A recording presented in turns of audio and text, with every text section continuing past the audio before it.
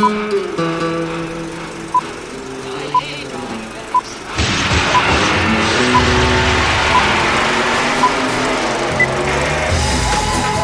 to the Reviews Without Remorse podcast with Joe and Dave. Be warned, the discussions in this podcast will contain detailed spoilers. For spoiler-free reviews of newly released films, please check out our channel Reviews Without Remorse on YouTube and VidMe. Enter at your own risk and enjoy the show. Welcome to the most shawarma-loving podcast on the planet. I am the man whose secret is he's always angry, David, and smashing puny gods like a child with a rag doll is my friend Joe. What's happening, partner? This is episode 61, and in this show we will discuss a 1-2 punch of sad loss as Arlie Emery and Harry Anderson have passed this week. Jim Carrey has a new thriller called Dark Crimes. It got a trailer, so we shall discuss. Lost in Space is back, and it's on Netflix. I got a chance to watch the whole thing and will gladly share my thoughts. And lastly, we assemble to disassemble the first Marvel Cinematic Universe team-up, the Avengers. I am Gunnery Sergeant Hartman, your senior drill instructor. From now on, you will speak only when spoken to. And the first and last words out of your filthy sewers will be sir. Do you maggots understand that? Sir, yes, sir. Bullshit, I can't hear you. Sound off like you got a pair. Sir, yes, sir. If you ladies leave my island, if you survive recruit training, you will be a weapon. You will be a minister of death praying for war. But until that day, you are pukes. You are the lowest form of life on earth. So we're about to do the thing that the Oscars do not do, and that's remember people that, worked in the entertainment industry that had an impact on our lives. Mm-hmm. And this week we lost, let's call it a fact. Arlie Emery, who is best known for his performance in Full Metal Jacket, and Harry Anderson, who is best known for a 80s TV show called Night Court. I do not believe this. A book burning? A public book burning? Take it easy, sir. I will not take it easy. Not until people like this crawl into the 20th century and realize that the freedom of speech manifested in our literature is one of the very cornerstones of our democracy. Your Honor, they attempted to burn 1,200 copies of the same book. I don't give a damn.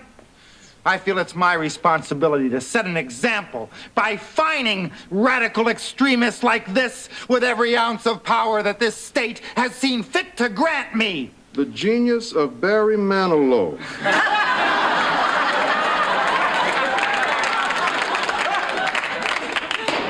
$1. But they both still had a huge impact on our lives as far as I'm concerned. Arlie Emery died on April 15th, age 74, of pneumonia, of all things. Now, this man was in Mississippi Burning, Seven, Full Metal Jacket, a couple of episodes of The Simpsons, Family Guy, an obscure TV show that barely anybody remembers, but I do, called Space Above and Beyond. He was in one episode. Toy Story, he was the voice of the... of all the army men in Toy Story. I mean, Yep. when you talk about a guy who had like a purpose in life, that was Arlie Emery's purpose in life. He was Mr. Military Man, no matter what he did. After Full Metal Jacket, how could he not be? That was, first of all, Full Metal Jacket is a great movie, but honestly, I think the first 20 minutes of it so overshadows the rest of it. That is one of those where if you are flipping channels, if you find him in the boot camp scene and you do not change the channel anymore. You put the remote down because you just you can't not watch that. He's phenomenal, and 100%. And if I remember correctly, he was actually brought on to be someone else was signed on to play that part. I think he was actually brought on to be a coach, basically, to help coach the actor with the military stuff. But he was so good, they just put him in the role. And that is a fact, dude. Yeah.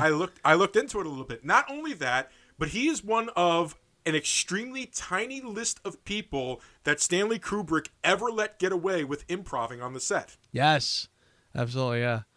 So yeah, and it's just genius. Everything, it's gold. Everything he does in that movie is just gold. And yeah, he's got some funny movies too. He's got remember Saving Silverman? Oh my God, I loved him in that movie. He's great. He's great now, As the gay gym teacher. That was awesome. That was a nice little change of pace for him. Totally, yeah. I mean, and sometimes I forget that he was the police captain from Seven. You know, because he kind of just sort of blends into the film in that one. But he really does great stuff, and it's sad to see him go. He had that one line that cracked me up throughout the entire thing. They're sitting there having a discussion. The phone rings, and he picks up the phone and says, "This isn't even my phone," and hangs up. Yep. Yes. So, hail and farewell, Arlie Emery. You were amazing. And by the way, let's not forget his History Channel TV show Mail Call, where he answered questions and showed off military equipment that people asked him via mail. Okay. Very good. A lot of people forget that because History Channel mostly plays frickin' Pawn Stars now. Yeah. The other loss is Harry Anderson. Now, not really a lot of a career. I mean, his two biggest things that he's known for was the 1984 to 1992 TV series Night Court, where he played Judge Harry Stone. And the only other thing really big of note is he played the part of the adult Richie Tozier in the It TV miniseries. That's right. I tell you, this one's sort of out of left field, but yeah, I remember being, I used to love Night Court when it was on TV. Way back when. And he actually, before Night Court, he used to have he would show up a couple of times on Cheers. And again, his name was Harry, and he was like this sort of con man, this card playing con man, and it was funny. I mean, every time he was on, you knew it was going to be something pretty funny. So he was great in that, and Night Court was a great show. I used to remember, and it was actually a little edgy for its time, even. It was like just late enough at night that it could be just a little edgier than a lot of shows. So I used to always really like that one, and he was a funny guy. Too. Yes, he was. He was a magician. He started his career as a magician, so he had great sleight of hand. Born in Newport, Rhode Island, died age 65 on April 16th, 2018 in North Carolina. No cause of death listed yet, as of the recording of this podcast. So two, you know what? I won't say that they were giants, but what they did will always be memorable as far as I'm concerned. Yeah. So the two very unique men with unique gifts.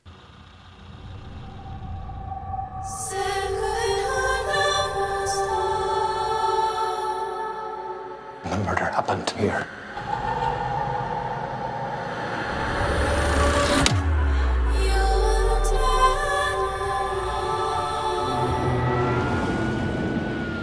I want my case. Be careful. They will come after you. We have a suspect. So this is one of those cases where I actually didn't know about this movie until you said, "Hey, we should review this trailer," and I was like, I usually like to think of myself, "Oh, I'm on the top of my game when it comes to movies and stuff like that," but this time you got me. Well, I honestly, the trailer kind of got me because honestly, I saw something. Oh, Jim Carrey new movie. I started watching the trailer, and I swear to you, I kept saying to myself, "Okay, I'm ready for it. I'm ready." Like he's gonna bust out a character, and go, "Alrighty then," or something or other. I'm like, when is it gonna pop up and become a comedy? But I'm like, wow, they are really serious. He's really doing a serious film. Okay. This case is all I have left. He has the ability to do serious. The problem is he's known for what he's known for. He's tried to do serious before. He did that Number 23 movie many years ago with Joel Schumacher directing. That was much more darker. The Truman Show, I think, is a fine example of some of his more dramatic. Yeah, okay, he has one or two of those comedy scenes, but there are moments in that movie where he actually does show good acting range in a dramatic. The scene where He's trying to talk to his wife, played by Laura Linney, and she's like busy trying to, product place. And he's like, "What are you talking about? Who are you even talking about?" That was like a moment where it's like, you know what, this guy, he could probably do dramatic. And I think this is really his first chance to show it off. And it looks, not only is it a good chance to show it off, but it looks interesting. Yeah. I tell you, it kind of, I'm wondering if I'm excited for this or not. Like, am I interested in seeing Carrey do serious, or he's kind of dancing the line of where, like, I can't remember if you and I have talked about this yet on this show. But I finally got around to seeing Jim and Andy. Oh, yes. Where, they show him doing Andy Kaufman, where he just kind of, he's method acting, and he will not break character, and he's driving everybody else absolutely nuts. And again, it's like, okay, is this somebody who is really dedicated to his craft, or is this somebody who is acting like a complete unprofessional jerk? And kind of, again, it's like what when Laurence Olivier said to Dustin Hoffman. He says, if you learn how to act, you won't have to. It's called acting. If you learn how to act, you won't have to do stupid shit like that. Again, and Carrey's now kind of doing this weird thing where he's kind of going down that. Remember when Joaquin Phoenix was for some reason decided to grow the beard and act like he was zoned out and became a recluse or something weird, and it ended up being just sort of like a shtick for no reason. Mm-hmm. I'm watching Carrey kind of do some of this stuff. Like, now he's getting like so ridiculously deep where he's becoming one of these weirdos.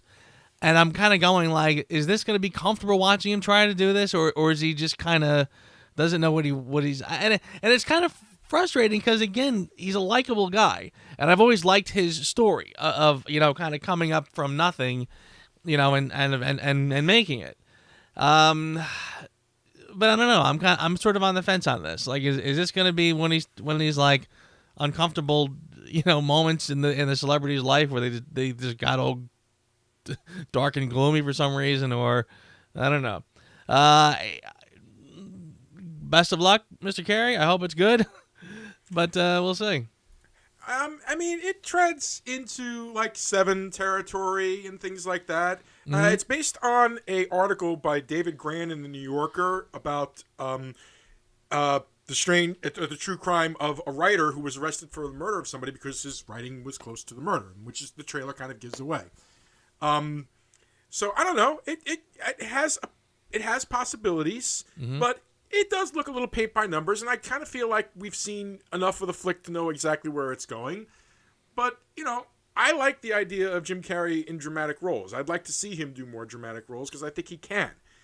So I'm going to give it a shot, maybe when it comes out on DVD. I don't know if I'll go to the theater for this one. Yeah. Hey, Robin Williams, there's an example of a guy who you thought was probably nothing but a goofball, but was actually absolutely spectacular in his dramatic role. So, That's true. World According to Garp is still one of my favorite movies. Oh, same here.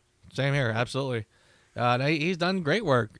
So, okay, let's see what Jim Carrey can. Let's see what else he's got in his bag of tricks.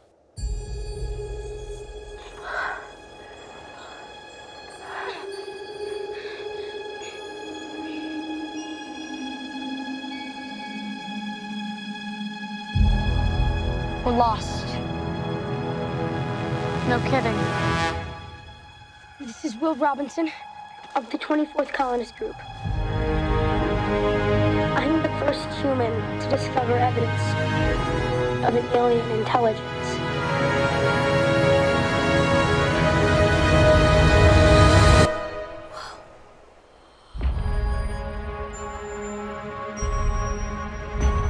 What is that? It's okay. Will! He's with me. Danger, Will Robinson. Many, many years ago, when I was but a wee lad, I was brought up on a healthy diet of reruns of a TV show called Lost in Space. Oh dear. Danger, Will Robinson. Some of you youngins out there may not remember that show for obvious reasons. And I actually recently started rewatching the old series, and brother, it does not hold up. The old okay. It is very much a product of its time. I mean, Sure. it's funny, but you know, when I was that young, this was like, this is serious science fiction, man. You know, that's what I thought about it. Yeah. And then you watch it years later, it's like, oh no, this is total tongue-in-cheek stuff. So okay. Mm-hmm. So here we are. I mean, the original show came out in like 1963. Here we are in 2018, and Netflix has given us 10 episodes of Lost in Space, and it stars Molly Parker as Maureen Robinson and Toby Stephens as John Robinson, and a couple of unknowns. And in a surprise little twist, we have Parker Posey playing Dr. Smith.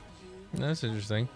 Actually, I found it a lot more interesting than I thought it was. I watched it kind of as a gag, and I went through all 10 episodes within 2 days.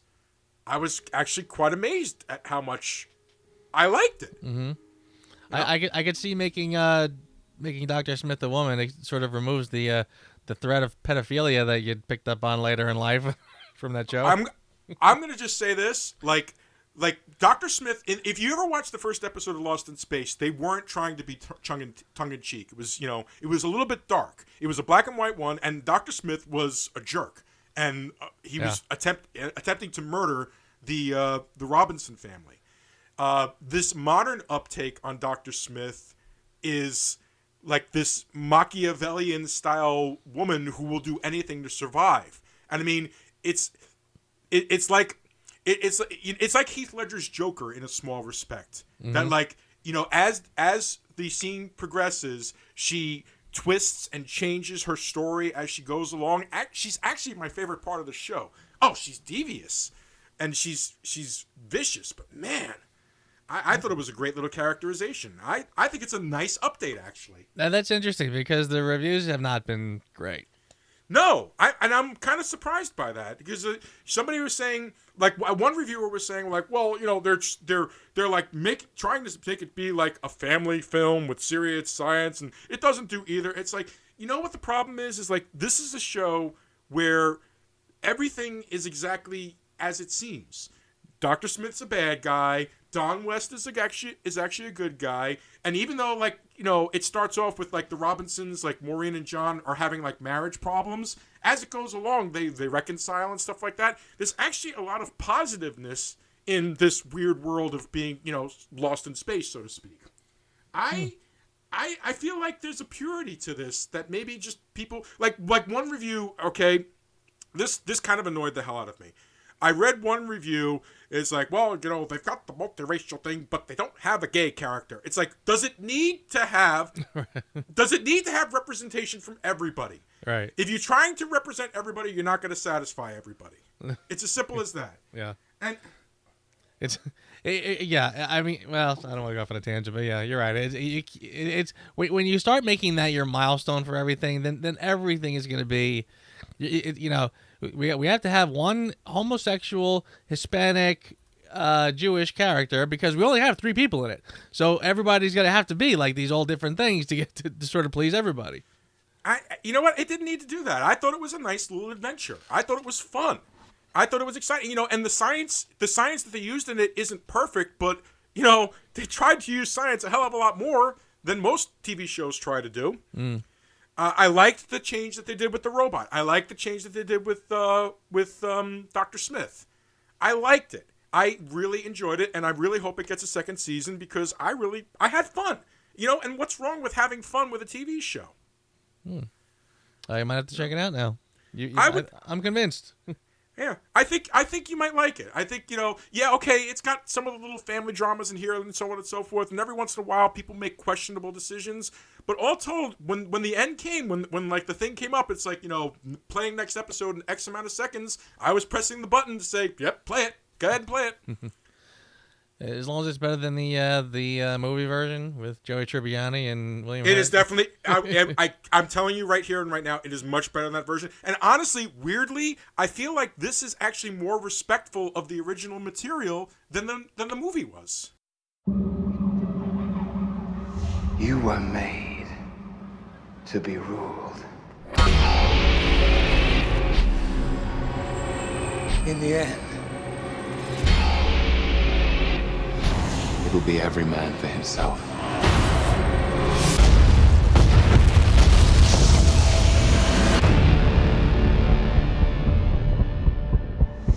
What do we do?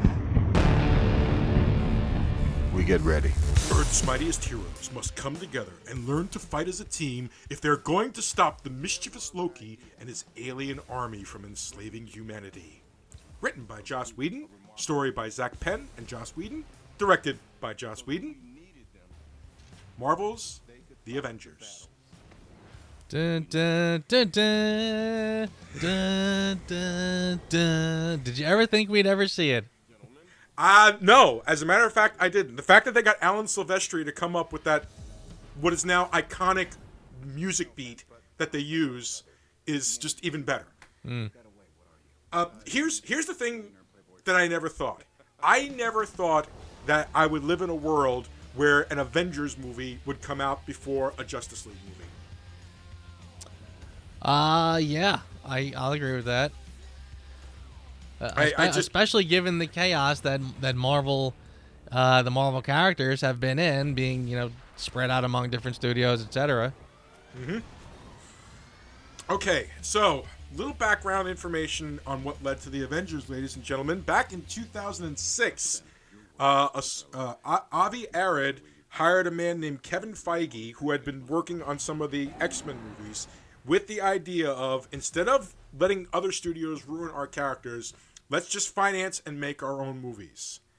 And that was the end result of that was Iron Man, the first Iron Man, which surprised the hell out of everybody. Like, before Iron Man came out, it was a joke. It was considered a joke. Oh, the C-list character of Marvel. Marvel's trying to make their own movie. And hurdy.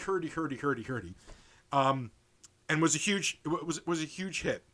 And they filmed as kind of a lark and a joke for the closing credits. The first time that they did the closing credits thing at the end, where out comes Nick Fury. It's like, I wanted to talk to you about the Avengers Initiative. 4 years later, this was the end result of that. Yeah. And a long 4 years it was. Didn't it seem like forever that you spent talking about the, oh my God, they're really going to do an Avengers movie? I felt like it took that 4 years felt like a decade.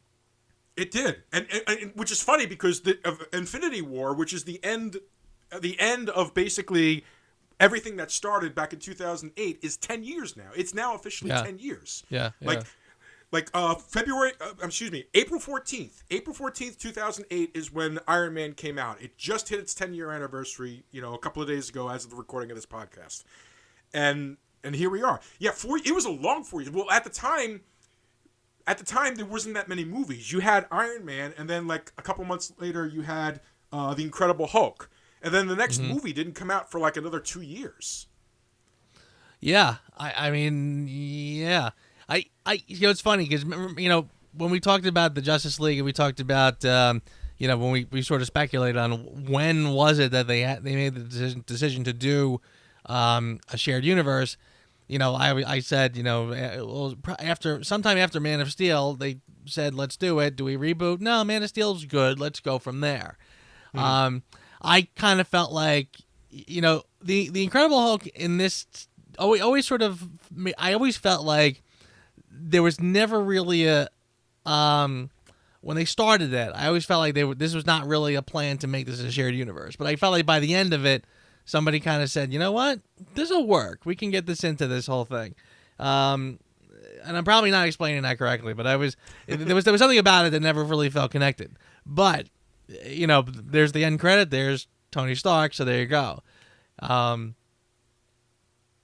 anyway, I digress. A tiny little bit. Why don't we? But now that we've gotten the preamble out of the way, let's talk about the Avengers movie, the movie that everybody said wouldn't work. Joe, what's your take on Marvel's The Avengers? It's the movie that shouldn't work. This movie should not work. The fact that it does and does as well as it does is really nothing short of a miracle. It's honestly, and again, I don't know if I ever and I'm glad we reviewed all the. I mean, we've reviewed so far the Iron Man series, the Captain America series, and the Thor series. Right. Haven't really talked about the Hulk movies, but that's okay. And when you watch all of those films and you watch them try to sort of be, Kenneth Branagh did Thor. Joe Johnston did Captain America. I mean, these are all kind of almost genres unto themselves within the comic book community. And you say to yourself, okay, well, how is that going to blend together now? I mean, you've sort of almost established them uniquely on their own. It's almost like you've done too good of a job to establish their own little worlds. Now you're going to sort of throw them all together. So yeah, it shouldn't have worked, but man, does it work. And I still go back to the first time I saw it and just being absolutely positively thrilled with it. It is a spectacular feat, this film. And again, I will sort of say the story is probably,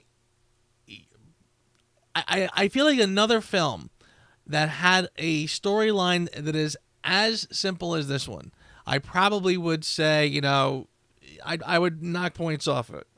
I mean, again, it's Loki. He's going to take over the world, and he's got an army, and so here's the big hole in the sky, and all the muckety mucks are going to just flow in, and we have to just fight them. Right. I mean, that's basically the story. And again, like I said, I would be critical if another film had done this, but this film is really about the characters, and it's about all of the other characters coming together to form the group. The fight is almost secondary. So again, I'm not going to pick on it for that. And even as simple as that is, there has been proper build-up. We have met Loki. We understand the other cosmic things going on. We know his motivation. So there is no shortcutting here. They did their homework. They paid their dues. So we can't call, I'm not going to, I don't want to spend this whole review pointing at the other, wannabes and saying, look, this is how you do it right. That's how you do it wrong. We know that already. So I don't want to go off on that every time I want to make an example. But again, the Avengers took their time. They did the films. You got to know each character. I mean, there's some characters now we've seen several times, and we've seen Agent Coulson several times now. Since Iron Man, since the first movie, yeah. Right. I mean, we've seen him in Iron Man 1 and 2. We've seen him in the first Thor. So we're getting to know this guy pretty well. So when we see him in here, I mean, when we lose him in this film, it hurts. Yeah, because again, we've gotten to know him, and he's always been likable, whatever. So yeah, listen, I'm gonna come out of the gate swinging for this movie because not only is it spectacular on its own. I mean, this Joss Whedon, boy, this guy deserves some credit, and of course Kevin Feige. Tons of credit go to these people, but just on the simplistic level of, did you ever think you would see your favorite comic book heroes fighting together on screen? Again, we grew up in a time when it was hard enough to get one superhero in one film to make that one film work. Mm-hmm. To get one Captain America movie would have been spectacular. To get one Spider-Man movie that actually,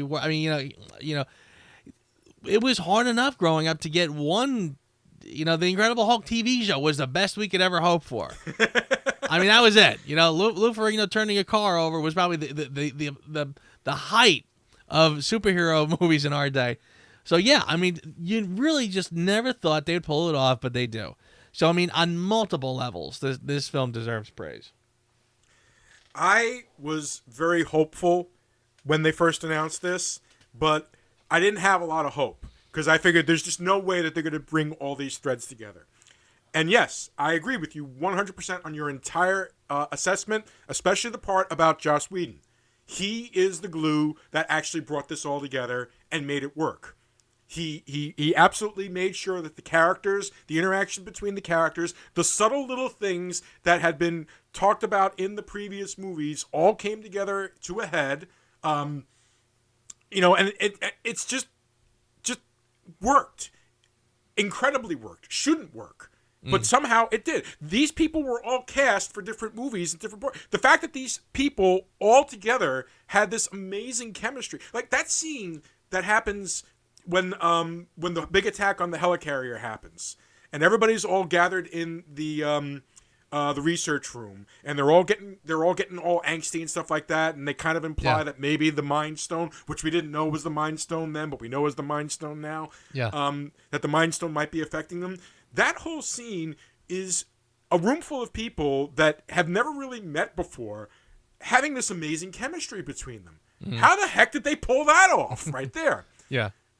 You know, the first moment of Tony and Cap having a little argument. And another thing you got to love about this movie, what a juxtaposition. Here we are in the Avengers, and it's Cap that's like, well, we got to follow orders and blah, blah, blah, blah, blah. And Tony's like, oh, no, you can't trust Fury and blah, blah, blah, blah, blah, and so on and so forth. What a juxtaposition, like, as little as 4 years later. Yeah. 4 years later, they're on the opposite sides of that. And right. But up to this point, it all made sense for their characters. The growth that comes from each of these characters after this movie makes complete logical sense. And but I really shouldn't talk about the future. We should just kind of focus on this. Okay. They introduced each of the characters individually. Hawkeye is the only one that really gets the short end of the stick, unfortunately. They had to have somebody that was with Loki. I understand that, and the power and so on and so forth, but it kind of detracted from really getting to know Hawkeye. And Hawkeye's one of my favorite Avengers because he's always the wisecracking one and everything like that. And we've gotten to see more Hawkeye in the later films, but he was probably my only real disappointment with this movie because I missed the smartass Hawkeye always making the quips and stuff like that. We only got like the tiniest glimpse of that at the end. I really would have liked more. But the rest of the characters come across exactly right. Cap has basically just woken from a 70-year slumber, so he's a bit morose and really trying to find his place in the world, but still doing his job. Tony is, of course, Tony Stark because, I'm the great Iron Man and so on and so forth and everything.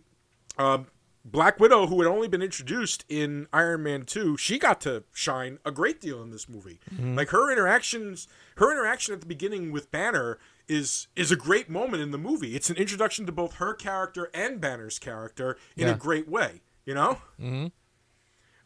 I went into this when I started the rewatch of this, the first thing I said to myself is like, okay, fanboy hat off, critically look at this movie. Yeah. Critically look at this movie. Find your Who Asked You and just go from there. And I really, I did find a Who Asked You in the end, so spoiler alert, it's not getting a 10, but god darn it, it was damn close, dude. I really tried hard. Is it a perfect movie? No, but what is there works. Maybe it doesn't service all the comic book characters the way you would expect them to, but considering the mishmash that came before that led to this movie is a triumph just in the fact that it gelled. Yeah. I completely agree. The fact that it doesn't feel like a hodgepodge of several different movies is a triumph. Yeah, like, you're right. And again, I love how they are able to do very typical comic book tropes, and actually that's not even really how I want to say it. Traditions. There's a lot of comic book traditions that happen in this. Namely, when half of the fun of these movies is watching the superheroes battle each other, and so of course you have like almost obligatory scenes where the superheroes will fight each other when they first meet. And again, it was so great because this is exactly what you're salivating for. Somebody says, superhero team ups, that's what you need. And I remember going in saying, like, are they going to pull that off? Like, is that going to feel forced? Is it going to feel wrong? Is it going to feel like?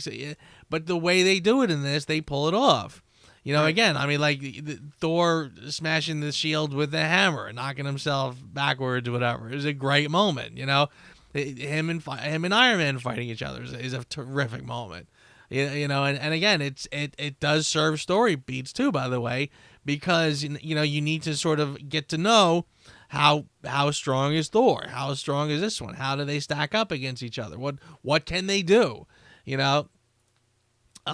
So I mean, like I said, I mean, the you know, you said taking the fanboy hat off, but again, when you wear the hat. I mean, I almost feel like the fanboy is the one who could very easily be disappointed had this gone wrong. Yeah. But the fact that you can be a fanboy and just love the hell out of this film, again, just speaks volumes. It managed to cross over. It managed to be able to satisfy both the fanboy as well as the new audience. I remember before this came out when people were sitting at the end of the Captain America movie. And they showed like the preview for the Avengers, and I remember some woman in the audience saying, "Oh, they're all doing a movie together," like surprised, mm-hmm. You know.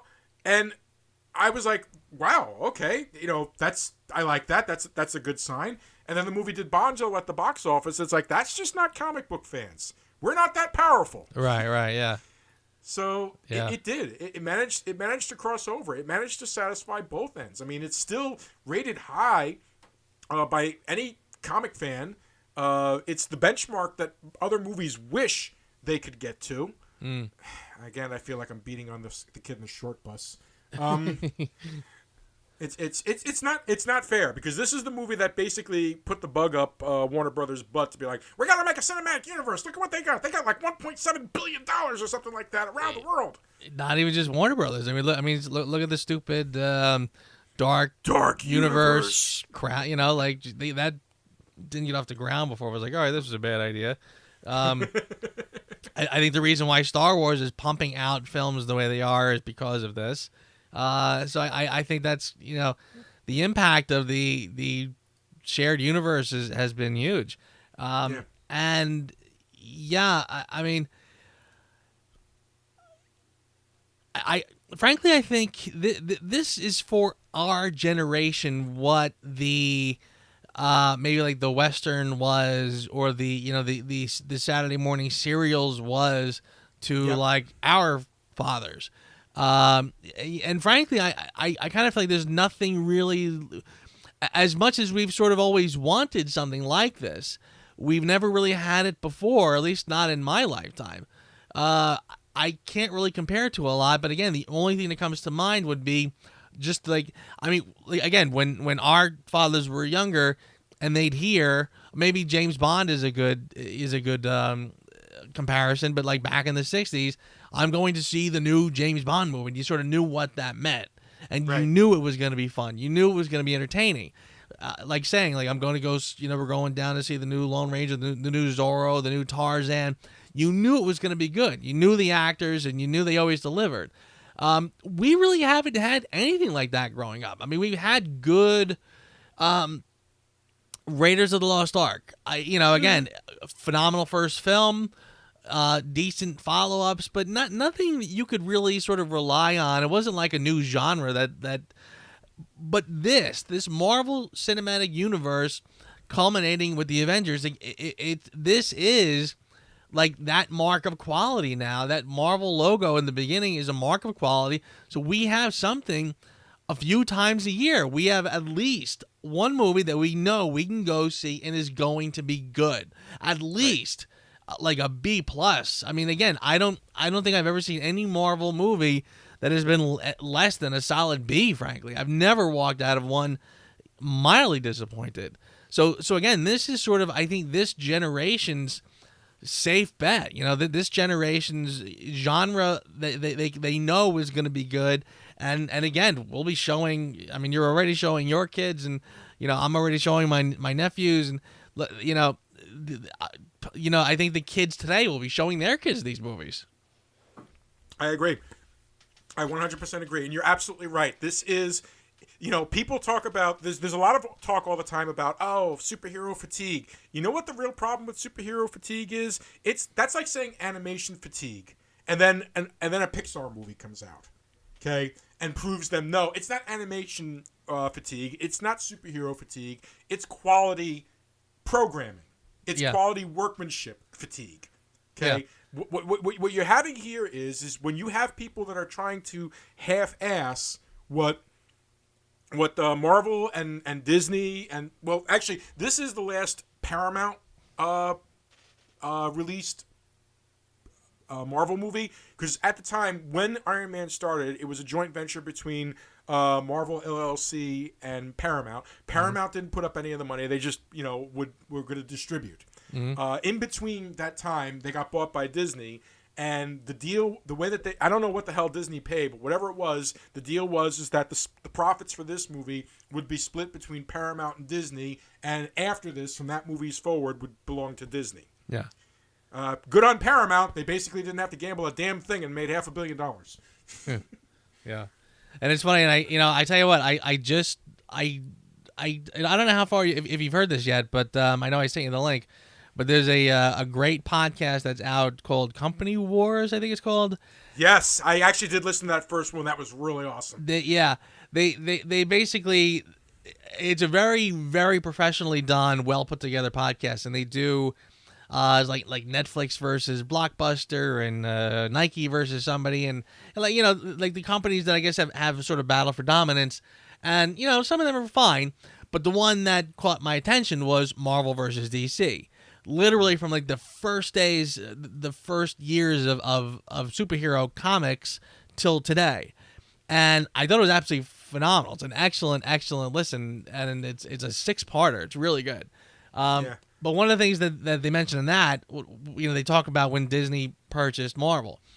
And they said, like, at the time, I guess, Disney laid down a pretty penny for Marvel, and at the time, the proof wasn't quite in the pudding yet. There was still no guarantee that this was going to be a success. But looking back, Disney really got a bargain, because of what this has grown into. Mm-hmm. I mean, talk about a return on your investment. Yeah, a huge return on their investment. These movies, all told, have made billions, several billions. They've easily made their money back on these things, and not to mention, now that they use them on their properties, I'm sure they get a ton of money from merchandising and stuff like that. Mm. And in the oddest coincidence, it's liked. Yeah. How often can you actually buy a product that just, hey, everybody likes it? It's universally liked. Yeah. Relatively. You hear some film snobs every once in a while talk about how they're dirt and they're crap and stuff like that. It's like, you know what?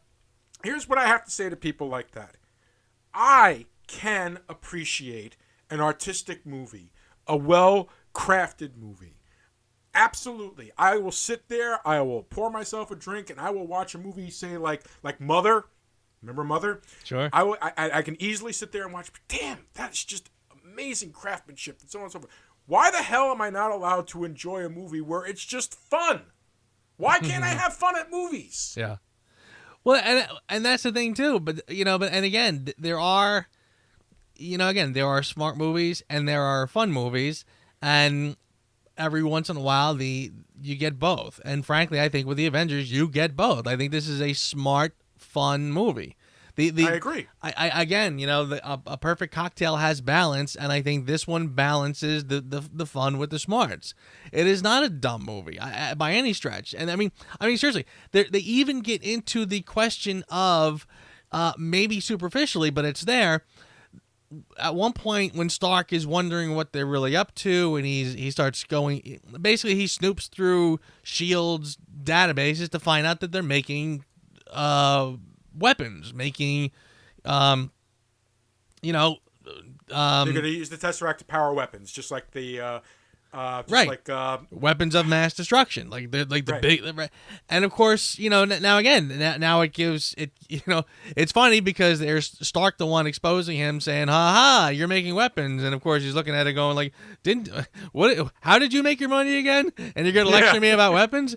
But again, he makes a good point. He goes, "We're outgunned." He goes, when guys like Thor or whoever else decides to come down, we are totally outgunned. Yes, we need weapons. It's not necessarily to bomb the Middle East. It's to bomb whoever comes through those big holes in the universe, And it explores different, topics that are very valid and makes you go, yeah, there's something too. Seriously, I find this film to be a very smart movie. Almost too smart for its own good in some respects. But yes, it asks a lot of the questions that you would expect. Like, people talk about, oh, well, let's do a deconstruction of superheroes. It's like, well, you know what? The Avengers is technically a deconstruction of superheroes because it asks the questions about, is this something we need? Why would we need something like that? What would these people be for? Etc., so on and so forth. This movie asks those type of questions and I think answers them and continues to answer them on a consistent basis. There you go. That is how you deconstruct superheroes, ladies and gentlemen. You don't just say, we're going to make a deconstruction of superheroes. You construct the superheroes, exactly, and then you bring them back down. Exactly right. And that was exactly what I was going to counter you with and say, but you already did. Is the idea that, deconstruction, in order to deconstruct, you have to construct them first. And that is basically what this is. This was the building up, the tearing down, the building up of superheroes, and again, like you said, it answers the question: Do we need it? Hell yeah, we do. Hell yeah, we do. I know I do. I kind of feel like this is a lot of gushing, but I kind of feel like it's deserved. It shouldn't work. This movie is a tiny miracle in the fact that it does work. Mm-hmm. Okay, the basic gist is mysterious person sends Loki back to Earth. Loki's got to get the Tesseract. He's got to open a portal, bring an army in. They're going to take over the Earth. Now, we don't know. The funny part is like this movie is about to make so much more sense. Okay? Yes, yeah. And this is basically a foundation movie, and yet still tells a story with a beginning, a middle, and an end. Mm-hmm. Okay? We meet our characters. They get into conflict. They come together at the end and repel the bad guys. Victory. Even though there's a larger story at play, but they only kind of hinted and alligated at, and they didn't really make a big deal of it. They didn't really put it in your face until the closing credit when Thanos turns around and shows himself off. Mm-hmm. Okay? And even again, Thanos shows himself off at the end of that movie, and I'm in a movie theater, and my son and I, because Liam, he knows all about who Thanos is. He used to watch the Superhero Squad when he was growing up, so he knows who he is and everything like that. He pops up the screen and Liam goes, yes! And I go, yes! And people are like, who's that? Right. It's like, well, you're about 4 or 5 years from finding out. Sorry about that. Yeah. I do remember the first time I saw him at the end too, and I remember recognizing him, not remembering exactly who it was, but I knew the face, and I was like, oh my God, and I'm just sort of marveling, no pun intended, at how accurate he looked on screen. Yeah. They didn't CGI him for that. They actually had an actor done in makeup. Yeah. I don't know how I feel about the CGIing that they're going to be doing with him in the new movie. I guess I'll find out once we actually see it. But this I feel like set things up properly. Yes, there was still a larger story that they needed to tell, but they didn't dwell too much on it, and they didn't do the MacGuffin thing from Mission Impossible 3 that we talked about, where it was like, the MacGuffin, you see the MacGuffin, that I don't have to worry about that. Right. Well, well, put it this way, I there's a little element of that MacGuffin in this, in the respect that, again, I don't think they wasted a lot of time getting into, what is the Tesseract? What does it do? Why do we? What is it? They do sort of speed through a lot of stuff to get to the conflict, which again I think makes perfect sense in this film. So it's not a dig at all. And yes, in subsequent films they explain it much more in depth. Right. Here was, this is a character piece, and let's get the characters to work together, and etc.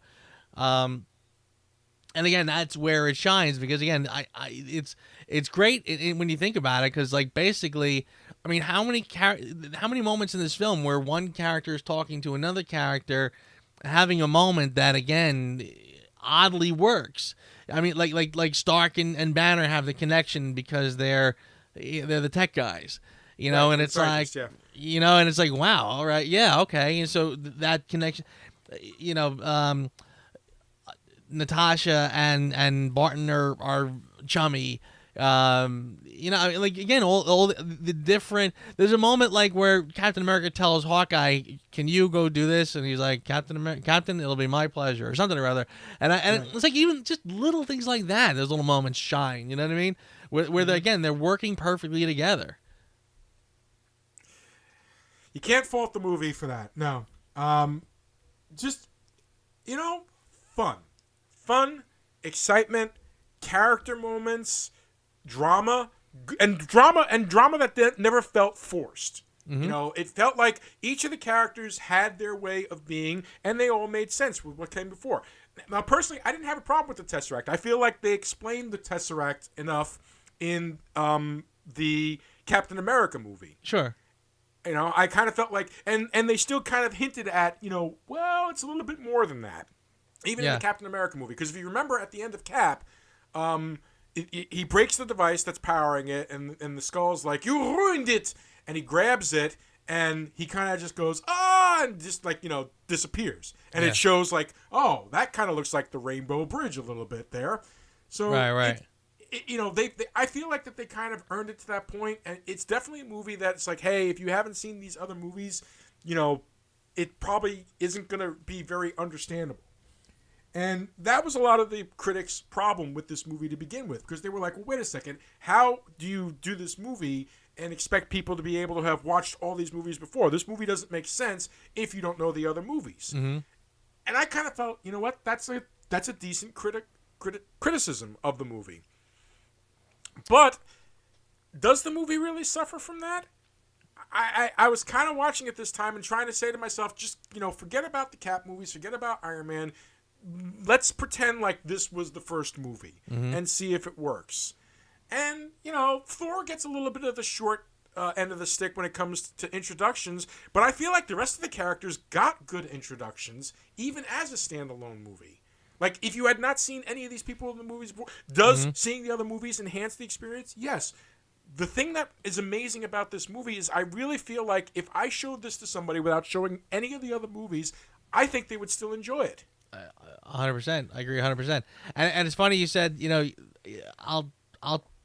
I kind of felt like if anybody got the short end of the stick as far as introductions in this film, it was really Captain America. Because all he really gets is a couple little flashbacks as he's hitting the bag. Thor actually does get, I think he gets a little more of an explanation because he gets to pull Loki aside, and of course they get to have a back and forth about things that have happened prior before Iron Man shows up. Iron Man gets a pretty decent, you get some catch-up time with him because he's with Pepper and they're chatting a while before Coulson shows up, etc. Captain America, I think, is the one who gets the short end of the stick. But he doesn't need very much because, again, he's the fish out of water character anyway. So right. It's almost like it kind of makes sense for him to get a very quick introduction. I mean, they basically say, this guy fought in the war, he froze in the ice, here he is. Boom. And let's just leave it at that. He's kind of, he's sort of intentionally like a blank slate in some respects. In some respects, you could say he's the proxy for the audience because it's him that's still learning how to, And marveling at everything that's happening, yeah. Yeah. Oh, God, and that's still one of my favorite scenes in the entire movie when, he's like, he's trying to sound all jaded and stuff like that to Fury, and he's like, at this point nothing can surprise me, and Fury's like, yes. $10 says you're wrong. Yeah. And then the helicarrier takes off, and they don't even make a big deal of it. It's just a 2-shot. He just kind of walks up, pulls out the money, and just hands it to him. Yep. Just hands him the 10. It's like, okay, nice callback, nice way of doing it. Right. I mean, it's a funny moment, and it's again, there's so many of these little nothing moments that seem like nothing moments, but again, they're showing you the character again. There's Cap, and he was true to his word. Here's 10. Again, anybody else might have just blown that off and forgotten that the conversation ever happened. Not Captain America. He coughs up $10. Yep, nope. He's a man of his word. That's 100% for sure. Mm-hmm. But it's not even just that. There's a lot of other subtle moments that they get right as well. I mean, like one of the biggest laughs, two of the biggest laughs in the entire movie. The first, of course, is the puny god scene. Mm-hmm. Okay, that kills the audience every time it happens. But the other one, and one that's like my son's favorite to this very day, is there's Thor and Hulk. They've just taken down that Leviathan. They crash into Grand Central Station. They're kind of standing there. It's this wonderful hero shot. And, Hulk just, bam! It's like, I'm still mad at you. Just brilliant. Yes. Those two scenes too. I remember watching this film with my nieces and nephews. And sure enough, both of those scenes, boy, did they laugh. They laughed, and I think for both of those, it was like rewind that, and it was like I think the only two times we actually stopped and rewound. But yeah, rewind that, and then we had to watch it again, and they all laughed like out loud at both of those scenes. Because it's you know what? That's natural humor. That is humor that fits into the situation. Okay, Yeah. Thor and Hulk had a fight, and Thor is one of the few people that stood toe-to-toe with Hulk. So, of course, Hulk would still be mad at him about that, especially over that whole trick with Mjolnir, when he throws it, he catches it, he can't lift it up no matter how hard he tries. Uh-huh. I mean, of course he's going to be still mad about that. And, the puny god thing is just freaking awesome. You're expecting, oh no, here comes the big villain speak. I am a god. You're the wham, wham, wham, wham, wham. Just perfect tension breakers. Yes, absolutely. And I'll tell you something too, and I was gonna save it and talk about it a little more later. The effects first of all, the effects in this film were absolutely amazing, and on point. And even like now looking back, they still have not aged at all as far as I'm concerned. I mean, I am shocked at how I do not see CGI. Like when I see Justice League, I see nothing but CGI. Here, I feel like I don't see any. Like everything is just done spot on perfect, and again because most of the effects are, I don't want to say most of the effects are practical because it really depends on what you're talking about, which scenes you're talking about. But like the fighting scenes in the city, like these are all real. They shot these for real actors against green screens, composited together and looks perfect every time. So I mean, some of them. Honestly, for a film that should be very special effects heavy, I'm shocked at how little I'm looking at that at all. I mean, even the Hulk. Again, this was the first time the Hulk really worked. Frankly, this was right. This was like the third try at getting the Hulk on the big screen, and this was the time it worked. And again, I mean, the first two times you look at him, you can't really put your finger on what's wrong, but it doesn't. Again, it's just not sitting right. But here, boy, did they nail it! They really got it right. 100%, amazingly right. And some people liken that because one of the things that Whedon said in interviews was one of the things he wanted to do was he wanted to harken back to the original design by Jack Kirby, which Kirby was very much an amazing visualist, and he brought depth to the characters the way that they were drawn. And I think that's why it works, because it does kind of feel like, okay, this is actually a real thing. This is not some composite or anything like that. This is real. Yeah. And it worked. It worked very, very well. Surprisingly well. When I first heard about it, I was like, no, there's no way they're going to make the Hulk work as all CGI all the time. Yeah. No, there's no way that Chitauri being CGI characters throughout the entire movie is going to work. It did, in spite of it. Yeah. And I had a chip on my shoulder about it too, god darn it. It's funny, I did too. I'll tell you, I think by the time they tried it again with the Hulk the second time, I said, you know what? I was really convinced that the only way to do the Hulk on screen would be to get a muscle guy and then just sort of blow him up bigger on screen. You know what I mean? Get another Lou Ferrigno, paint him green, and if you want him to be big and tall, that's easy enough. Just you can figure out how to do that. But yeah, I was convinced that you were never really going to get past that whole like Uncanny Valley stuff with the Hulk. But I tell you what, boy, they did it with it. Not only do they do it, but again, this was also the first time, and I remember them talking about this during the production. Like they were kind of patting themselves on the back, saying, "Well, this is the first time that our actor who plays Bruce Banner also plays the Hulk," because they did, the motion capture with the actual yeah. actor, and I was like, yeah, what? I don't know. I was kind of not buying it, but then when you watch it and you saw, yeah, oh yeah, that's his face. I mean, that's like they really did make him look like the actor, and again, I love how even like as you watch him now, like in Ragnarok, there he is still looking like the same Hulk. You know, again, we didn't have to reinvent the wheel every time the way we did with the first 2 tries at the Hulk. So yeah, I mean that was pretty spot on too, and like how they did that, I still kind of don't really get, or why they do it better than so many others. I don't know, man, but I mean, here's an example. As good as the Hulk was as a live action, stomp around character and everything like that, one of my favorite moments with the Hulk, with the animation with the Hulk and everything like that, is when he transforms for the first time, and he's trapped, in that little lower section with Natasha, and he looks at her for a moment, and he doesn't say anything. He's not growling or anything. He looks at her, and like you could just tell right from his face, he's like saying, "I'm sorry." Yes, right. A very fearful, scared face. Yes, I know what you're talking about. Yeah, that is one of my favorite bits of animation that they've done, with the Hulk so far. Mm-hmm. I loved it more so than Puny God, more so than anything else. It was wonderfully humanizing of the character, and I appreciated it a great deal. Yeah, I agree. It's funny too. Remember we talked about Ragnarok, and I criticized or gently criticized the idea that they didn't really explain why the Hulk can just stay the Hulk forever. Mm-hmm. I also sort of feel like a little bit of that here too when he kind of says, "Well, that's my secret, Captain. I'm always angry."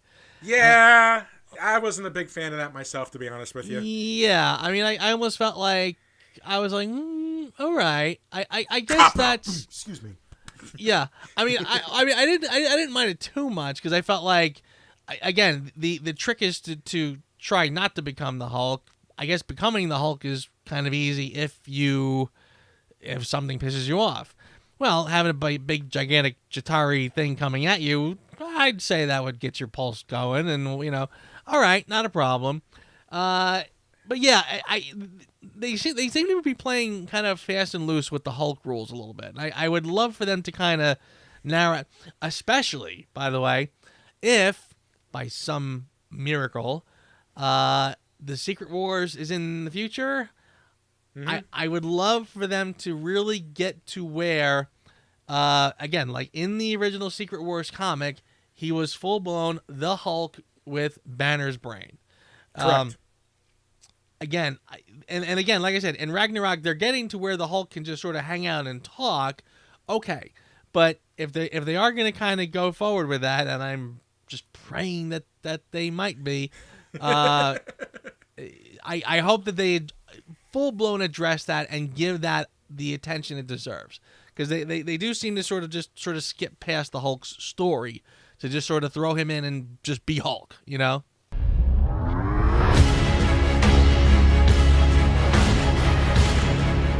Desperate are you? And you call on such lost creatures to defend you? You have made me very desperate. My man, the Avengers, Earth's mightiest heroes. Out of 10. I have to give it a 9. Again, I think it's. It's only because I sort of saved those 10s for the. And again, I feel like I save the 10s for the things that are kind of wholly original and just everything is new and whatever. And here, again, because it's an ensemble, because we are piecing together things that we've done, again, it is a near perfect story. It is a near perfect film. I really, there is not much I'm going to point fingers at. I feel like there are, again, story shortcuts that happen in order to get to the point, in order to get to where we want to be and to focus on the things we want to focus on. So you do sort of skim past certain things to kind of get to where you want to be. But having said that, boy, this was one of those rare occasions where the hype, the build-up, the anticipation you were not disappointed in any way. It not only did it match massive expectations. I mean, and again, this was a film that people were talking about for 4 years, for Right. 4 long years. And with every incarnation, with every new superhero film, we're like, oh my God, please be good, please be good. I mean, we were already on Iron Man 2, still not at the Avengers yet. So again, there were high expectations, and it is a rare feat to meet and surpass those high expectations, and this film does it. Well, I'm going to agree with you not only in sentiment, spirit, and speech, but in number. I also gave it a 9. It is an amazing accomplishment, and even more amazing than that is the fact that it works. It works just as a standalone film, as well as the culmination of 5 or 6 movies previous to it. Impressive. It impresses the ever-living hell out of me that this movie works. Completely agree. Completely agree. But now, we're running short on time, so we got to get to it, Joe. Joe, who asked you? You know what? And there's a lot of little nitpicky things that I kind of debated on talking about, because again, it's not that I'm so blinded by the brilliance of what works in this film that I can't see tiny little things here and there. But the only thing that really jumps out at me, and again, since you know me, this will not surprise you. There's the little light above Dave's head. He knows. Captain America's costume. They nailed it in the first one. They nail it again in subsequent films. In this one, I don't know quite what's wrong with it, but again, yeah, it's a little off. And I've said it before. It's weird because again, in an era where they're trying so desperately to give. Every superhero can't have a solid color anymore. He's always has the if you look at it closely, there's a little pattern in the color, and like whether it's a little scaly, checkered kind of little pattern, something simple, but there's always a little pattern. And I always remember in the comics, they were always trying to sort of suggest that he had sort of like a chainmail, kind of an armory sort of a texture on his thing, and they would just hint at it a little bit. Right. Without going full blown, whatever. They wanted him to be solid red, white, and blue. And here, again, so somebody who would have benefited from some sort of a texture no, they just make him the one with the simple, solid blue. It looks drab. It looks kind of plain and boring. Again, for somebody who should be larger than life, star-spangled, whatever, somehow they kind of made it a little boring here. And again, they fix it quickly. They fix it in the next one. In Winter Soldier, he's got 2 costumes, one old, one new, that I thought worked spectacularly, by the way.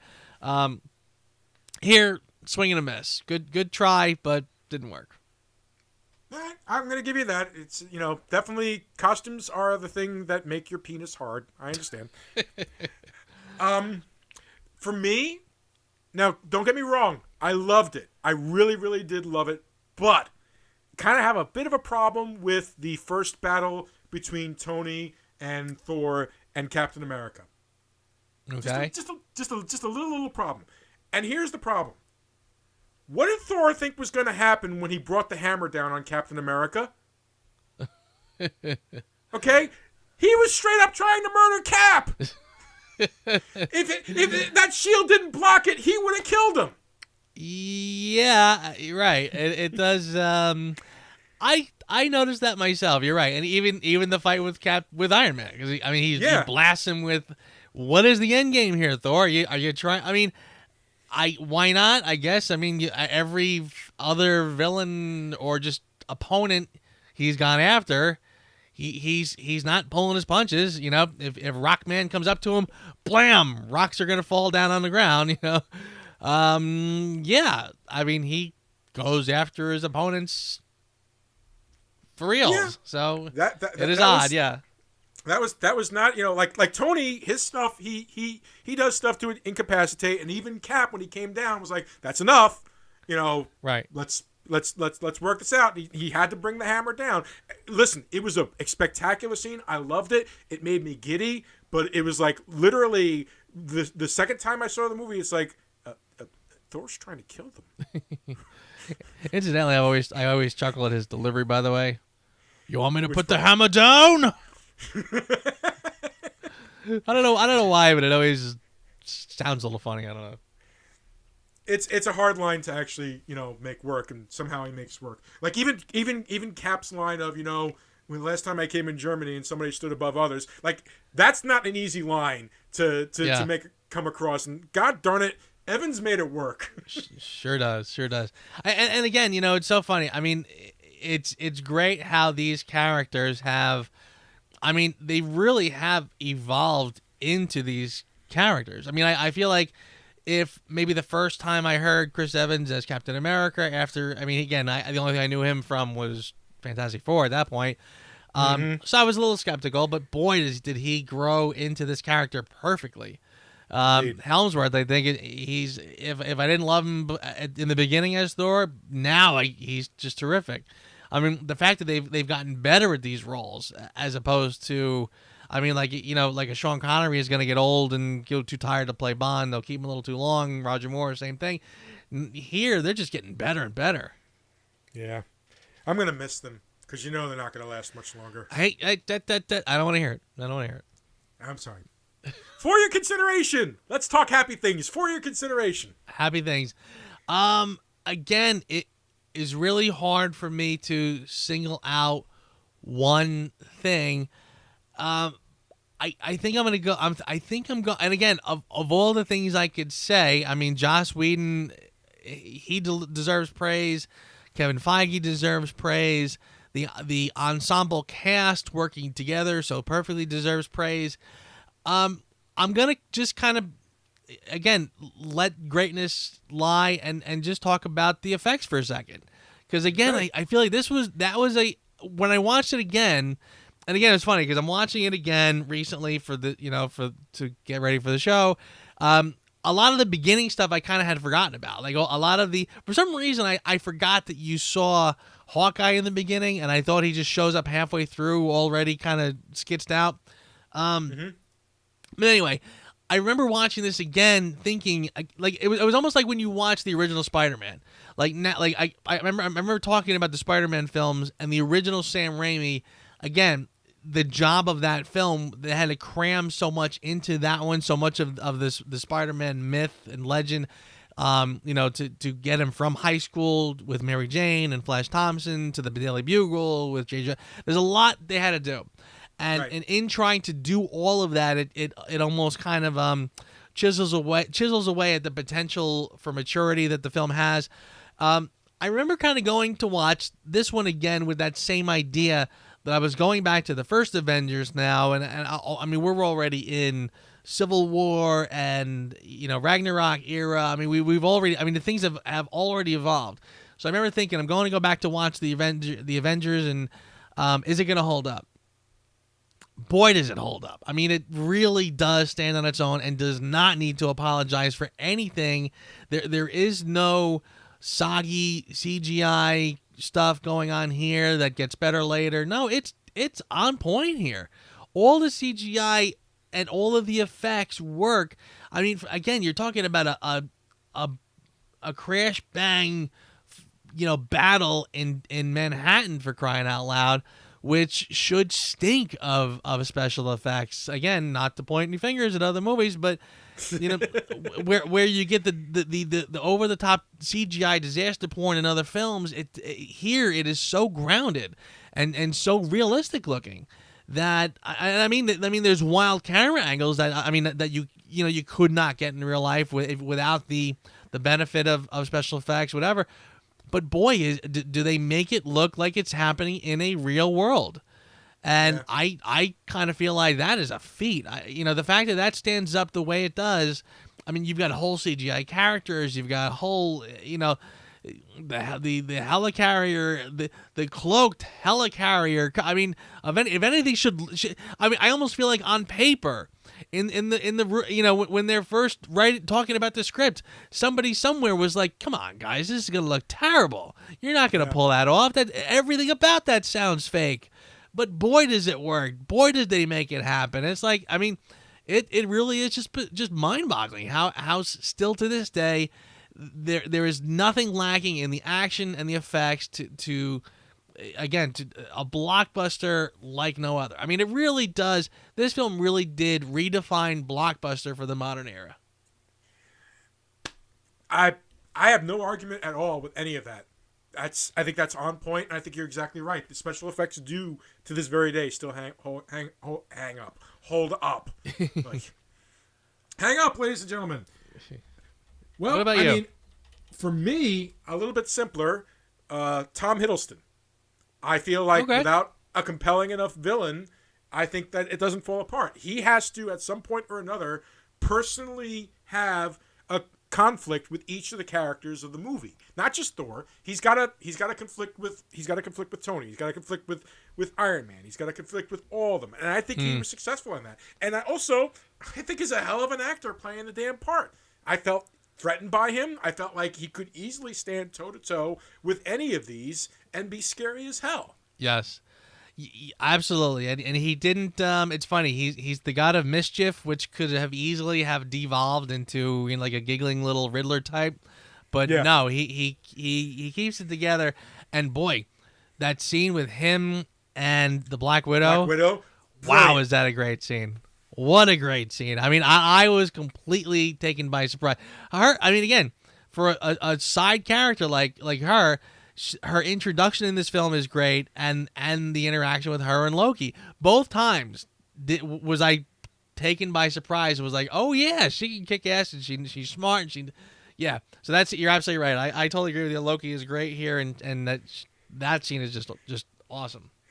Yes. Also, bonus points for teaching me the word quim. Thank you.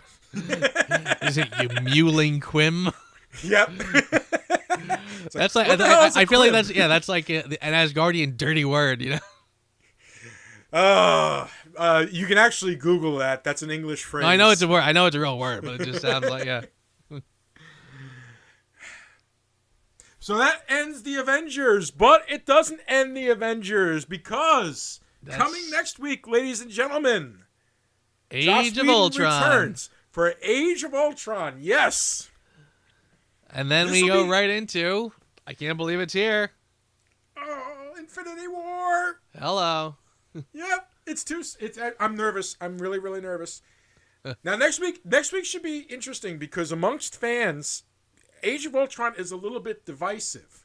But in a weird way, like people have said that Age of Ultron back then was but Age of Ultron now takes on a whole new form because of where everything has gone. So it'll be very interesting to go through that with you. Yes, I agree with you, and it will be interesting to talk about for that reason. It is a little divisive, and I'm looking forward to it too. We get a lot of new characters in this one, so that'll be. The Avengers are expanding, so it'll be interesting to see what we think of it. Because I don't think I've seen this one in a while either, so I'm happy to. Another I'm sort of excited to go watch again. Same here. So until next time, ladies and gentlemen, Joe, freaking awesome show as always, sir. Thank you, sir. Same to you. Another good one in the tank. All right. Good night, everybody. See you next week. Pistolero! Thanks for listening to the Reviews Without Remorse podcast with Joe and Dave. Join us here every Thursday for a new episode. And be sure to check out the Reviews Without Remorse channel on YouTube and VidMe for spoiler-free reviews of new releases, as well as in-depth discussions of current and classic cinema. If you enjoy this podcast, please consider becoming a patron. You can find our page at patreon.com. As little as $1 a month goes a long way. All clips in this podcast are used for commentary and critique, and is considered fair use. No copyright infringement is intended.